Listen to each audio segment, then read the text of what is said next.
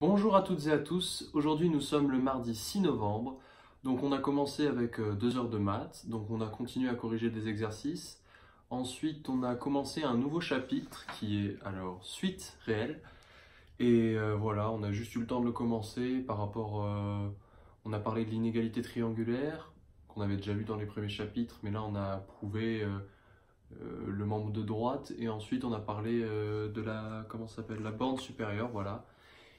Et les 2 heures de maths étaient déjà terminées. Ensuite, 1 heure de physique, on a terminé le chapitre qu'on a commencé hier. Bon, ça arrive souvent, de les commencer aussi vite et de les terminer ainsi. Pour pouvoir commencer au prochain chapitre, le filtrage. Donc c'était le chapitre où on revoyait un peu des choses, opposition de phase, etc. Qu'on a pu voir au lycée, mais avec des nouvelles choses comme la représentation de Fresnel. Et je regarde en même temps la quadrature de phase aussi qu'on voyait pas trop au lycée. Donc voilà, avec la représentation complexe, tout ça en 1 heure.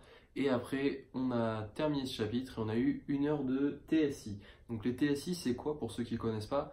C'est un peu, il y a le prof de maths et de physique qui sont dans la salle et ils te donnent une feuille qu'on a nous depuis le début de l'année avec 15 exos dessus. Et c'est plus de l'arithmétique, quoi.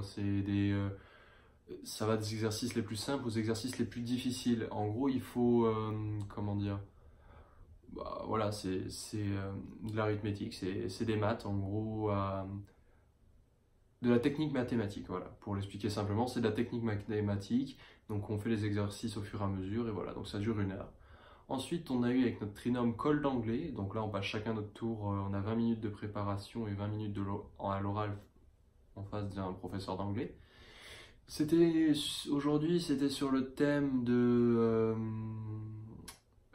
l'éducation et du fait que les nouvelles technologies arrivaient dans les salles de cours, etc., qu'ils avaient équipé une classe en Amérique avec chaque élève avait une tablette, donc on parlait des inégalités, que certains n'avaient pas tous accès aux nouvelles technologies, donc ça disait que les cours étaient plus interactifs et ça attirait plus l'attention des élèves de le faire avec des tablettes, etc., plutôt qu'un papier et une feuille.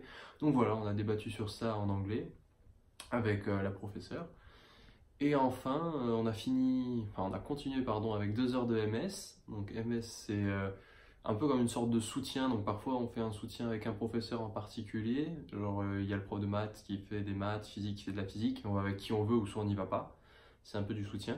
Mais là, c'était en classe entière et on a revu les notations, les nombres complexes et un peu les équations différentielles.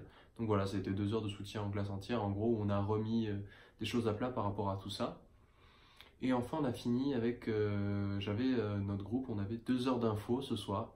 Donc l'info, c'était pas facile, enfin ça a l'air vraiment complexe, genre on a traité très peu de questions en 2 heures, parce que le temps passe très vite et on passe beaucoup de temps à chercher comment résoudre des problèmes, parce que c'est vraiment en vrai assez complexe. Du coup, voilà pour le résumé de la journée, et ainsi que les calls qui ont eu lieu dans la journée. Le prochain DS, comme j'avais déjà dit, vendredi c'est physique, et jeudi c'est call de maths. Sinon, à part ça, pas d'évaluation. Ah si, aujourd'hui on a une évaluation de trigo. Donc en fait, on a un formulaire avec des formules à apprendre de trigonométrie. Et voilà, on avait contrôle surprise de trigonométrie. Donc je pense que ça s'est bien passé, on verra le résultat. Donc du coup, voilà pour la journée d'aujourd'hui. Là, ce soir, réviser le contrôle de physique qui arrive. Et revoir les cours de la journée. Donc au niveau de temps de travail, ça va répondre avec la question de la FAQ d'aujourd'hui. C'est de The Goat Goat encore, et c'est de est-ce que ton rythme de travail a beaucoup changé par rapport à ton année de terminale? Donc pour répondre à ta question, honnêtement, oui. Oui, franchement, parce qu'en terminale, en semaine, je bossais pas, ou un quart d'heure le soir, genre je faisais les trucs un peu vite fait, mais par contre le week-end je travaillais. Mais le soir, avec les trajets de bus et 1 heure de bus et tout, quand je rentrais, j'avais pas trop envie de travailler. Donc je faisais, s'il y avait des choses à faire, bien sûr, je prenais le temps. Mais en général, on n'avait pas trop de travail et voilà. En semaine, pas trop de temps de travail et le week-end, pas mal d'heures, enfin quelques heures quand même, surtout quand il y avait les contrôles et tout. Alors que là, en prépa, t'as pas le choix. Les profs, ils nous ont dit un truc au début de l'année, si on le suit, ça devrait bien se passer. Donc je vous dirai si ça fonctionne. Ils ont dit, du lundi au vendredi, tu bosses 2 heures par soir, donc 2 heures tous les jours quotidiennement, revoir les cours de la journée et faire des exos. C'est important par contre ça de revoir les cours de la journée parce que le lendemain en fait on enchaîne sur ce qu'on a vu la veille.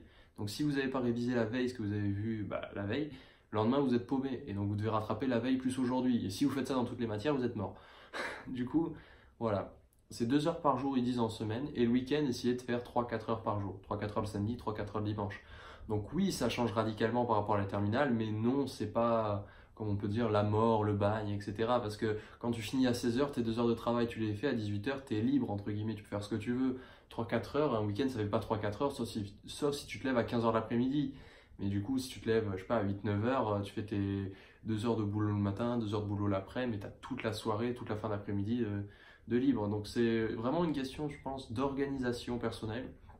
Et aussi, le plus important, je pense, dans la prépa, vraiment, bon, il y a le sommeil, mais il y a aussi la régularité. Voilà. Si tu fais ton travail régulièrement, au départ, ça te paraît beaucoup, genre de dire maintenant 2 heures, je m'aurais dit ça en terminale, je t'aurais fait, ouh là, c'est beaucoup, beaucoup trop. Mais en fait, tu t'y fais assez rapidement et franchement, au final, tu vois plus le temps passer parce que aussi c'est intéressant ce qu'on fait, même si c'est très difficile ou difficile selon les cas, c'est toujours intéressant. Enfin, si tu aimes les maths, la physique, etc. Si tu es dans une filière plus littéraire, ça t'intéressera pas. Mais voilà, si tu es intéressé par les maths, la physique, etc., on fait des choses vachement intéressantes, donc tu verras pas le temps passer, pardon. Donc du coup, voilà, bon, je me serais un peu étalé sur cette question. Du coup, bah voilà, si vous avez aussi des questions, n'hésitez pas à en laisser dans les commentaires. Et pour les autres, je vous dis à demain.